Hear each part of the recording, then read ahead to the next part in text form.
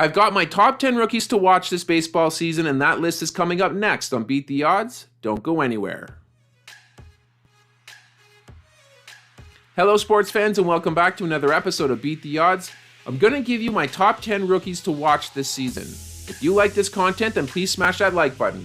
And a special thanks goes to all of our subscribers who have been watching these videos, as you now account for almost 27% of all viewers. To the other 73% of viewers that haven't yet subscribed, I encourage you to do so, as it helps me create these videos for you.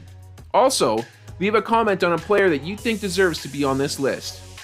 Now, the idea for this episode came from a question that I received through this brand new service from Q Platforms, where I was asked to rank the top rookies to pick up in a Dynasty Baseball League.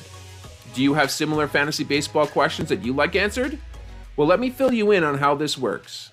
Hey guys, I know a lot of you have burning fantasy baseball questions, and I can now get to more of those with the help of a brand new exciting product from our partner, Q Platforms.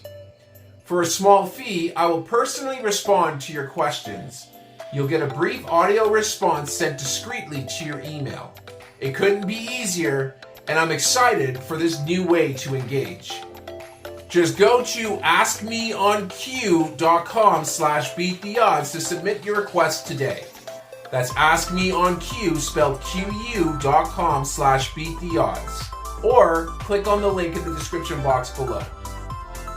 Q is a quick and easy way to get the information that you need to win your fantasy or DFS league. And it helps support the channel, so try it out today. Okay, so let's dive right into the list. At number 10, we have Paul Skeens, 21 years of age. Last season in the minors, he didn't have a win, 10 strikeouts, 5.40 ERA, and a 1.05 whip.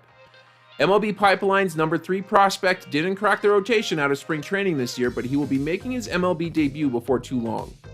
When you've got a fastball that tops 102 miles per hour and a wipeout slider that has a 62% swing and miss rate, and surprisingly good command of both pitches, it's not hard to see how he can make an impact in the majors right away.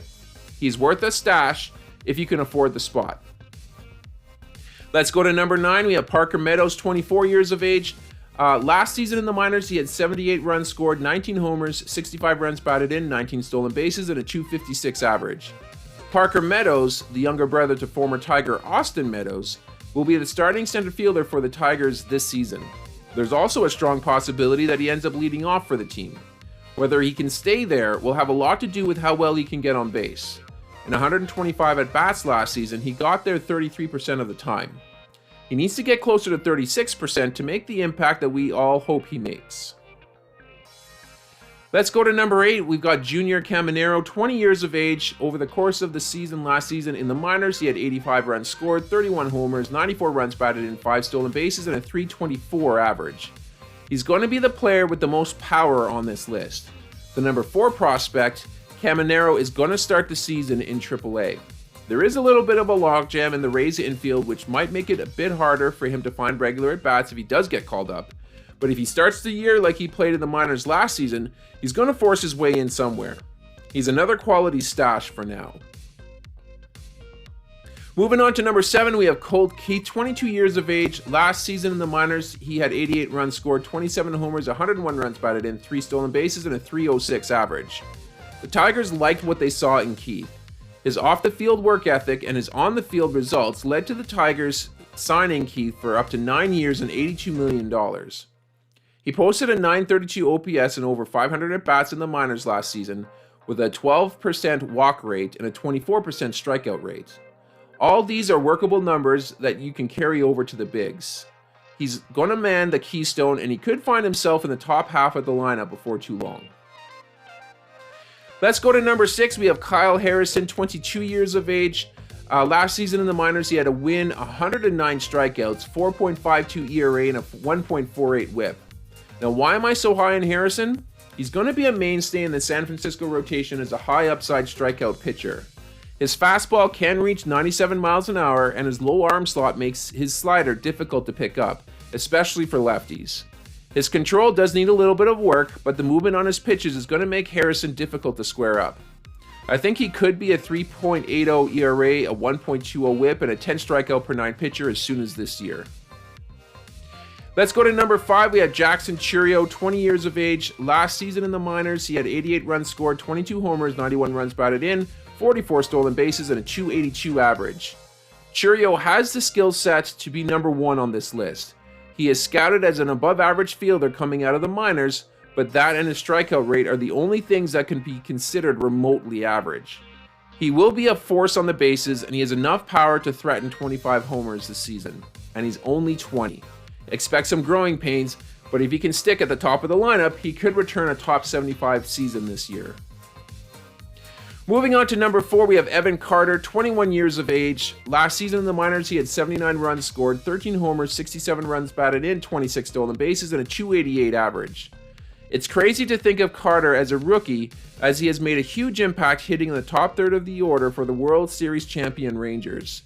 He's going to be a productive hitter, as he has an elite batting eye, showcased by his .413 on-base percentage across all stops last season. Hitting in the number 3 hole is likely going to stack on some major counting stats on his MLB-ready hitter profile. He is the real deal. Let's go to number 3. We have Jackson Holliday, 20 years of age. Over the season in the minors last year, he had 113 runs scored, 12 homers, 75 runs batted in, 24 stolen bases, and a .323 average. Is Jackson going to make the roster? I'm saying yes, but even if he doesn't, he will certainly push Jorge Mateo out of an infield spot when he does receive the official call. He is the number 1 prospect as per MLB Pipeline, and his 101 walks across 4 levels last season proves that he has an elite approach at the plate. He's a true 5-tool prospect, and he will shine as potentially the Orioles' best young hitter. Let's go to number 2. We have Wyatt Langford, 22 years of age. Last season in the minors, he had 36 runs scored, 10 homers, 30 runs batted in, 12 stolen bases, and a .360 average. Okay, now I'm officially all in on Langford. He could be the Rangers' best outfield this season, and he is not yet guaranteed a spot. He's not as good a fielder as Evan Carter, but he should surpass him in most offensive categories. Wyatt had an 1157 OPS across 4 levels in 44 games last season, bolstered by a .480 on-base percentage and more walks, which was 36, than strikeouts, which was 34. I don't even know where to project Langford this season. I just know he's going to be something special. And finally, at number 1, we have Yoshinobu Yamamoto, 25 years of age. Last season, he had 16 wins, 169 strikeouts, a 1.21 ERA, and a .88 whip. Just watch this BP. He has a 95-mile-an-hour fastball that runs, a 77-mile-an-hour curveball that resembles that of teammate Clayton Kershaw, and a 90-mile-per-hour splitter with almost 33 inches of drop. Oh, and he has a 93-mile-an-hour cutter, plus superior command of all of those pitches. Best of luck to all those who step up to the plate against him. And that's going to do it here for this episode. I hope you guys enjoyed it. If you did, please like the video and, of course, subscribe to the channel for more content like this. I am going to sign off for now, but I will catch you guys on the next episode.